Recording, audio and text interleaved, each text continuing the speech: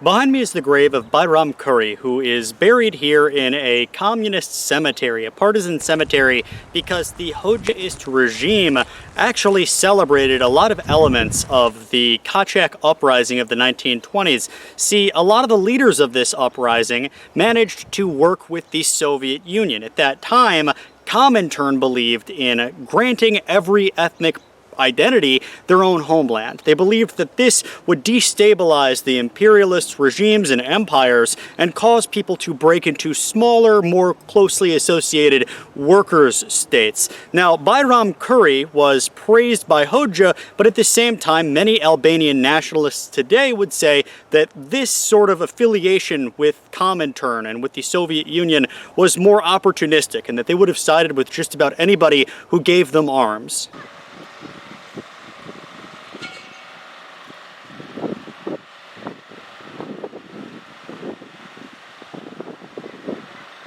Now, the political leadership of the Kachak Partisans was Bayram Kuri and also his close friend Hasan Prishtina, who actually has a statue up in town. And by the way, this town is named after Bayram Kuri. Now, eventually, he would be forced into exile, Hasan Prishtina, into Thessaloniki, and he was assassinated at a cafe near his home. A lot of people think that this was the act of Yugoslavia sending people to kill him, but more people think that it could have been Albanian Secret Service because at the time he'd sent several men to assassinate King Zog of Albania, and that left Bayram Kuri leading the partisans in the fight against Yugoslavia and the new Albanian government. And on top of all of that, the new take that was being promulgated by Comintern was that Kosovo would be incorporated into Albania once Albania became a strong socialist state. Now, that Kachak uprising inspired another uprising in Albania proper, which was successful, and very quickly Fan Noli became the leader of the new country. But before too long, he was ousted. His government didn't even last a year, and it's often said that his regime supported egalitarian, more socialist-leaning measures, but even so, he fled to America and embraced more Albanian national politics, which is what leads me to think that a lot of the left-wing tilt of these partisans and Kachaks was more of an opportunistic move on their part. In any case, Bayram Kuri was killed a year later in 1925 in the mountains fighting against the forces of King Zog. Now, this was an unusual killing. A lot of people say that as the forces surrounded him, he was with his friends and they made his friends kill him or be totally massacred. Other sources just say that he ended his own life. And in the same context of the Kachak uprising, which was happening at a lower level in Kosovo, the government was ethnically cleansing Albanians. In fact, in 1919, the French consulate said that as many as 40,000 Albanians had been killed in various massacres around the region. And as far back as 1918, all Albanian language schools in Kosovo had been closed down. The government there was trying to de-Albanize them and teach them Turkish. The idea was that they could totally denationalize 400,000 people, which is pretty much what happened. So when the Kosovo War came along in the 1990s, they were often equated with Turks because many of them spoke Turkish, but that's just because the schools, for the longest time, didn't teach Albanian. Eventually, they did go back to teaching the Albanian language, but it's kind of indicative of a larger program to ethnically cleanse Kosovo. Behind us is the grave of Isa Bolotini, an important man in the uprisings against the Ottomans. He was a part of the League of Prizren and commanded many troops, passing regularly between Kosovo and Albania proper. He has a special place in people's hearts, both in this region of northern Albania and in Kosovo, as well as all over Albania and among Albanians everywhere.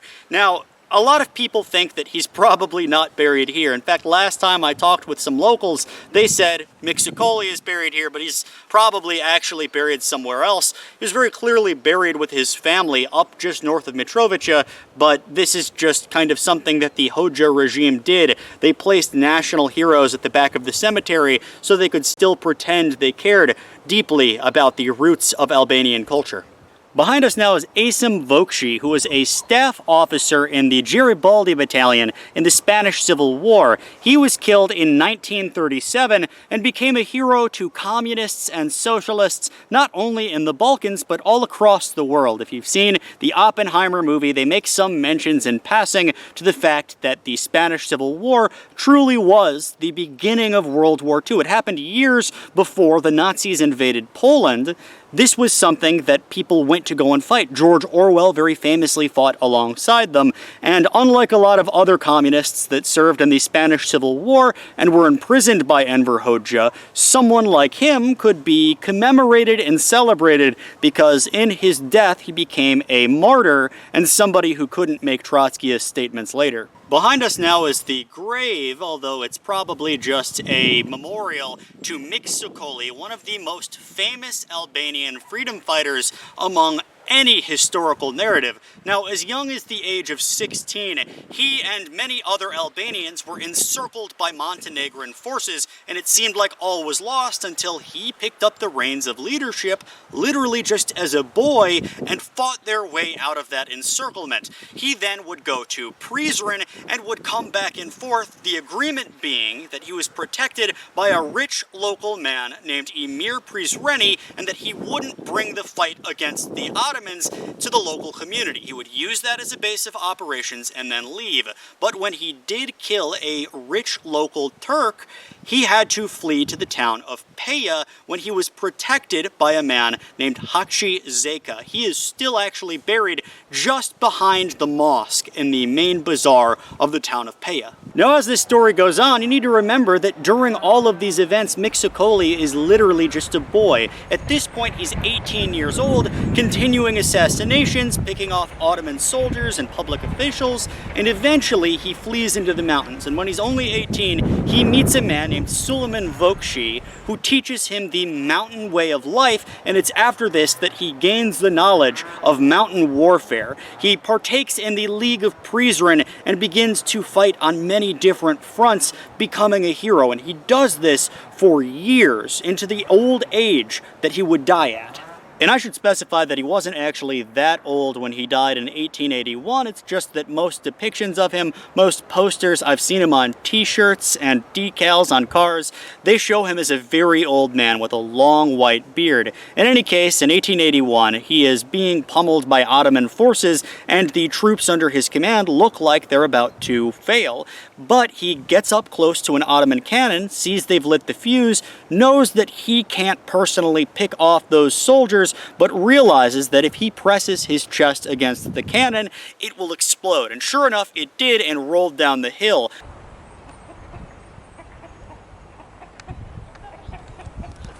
So check this out. If they were under siege, they could always tear down the steps, and the only way you would have to fight them is through these slots right here.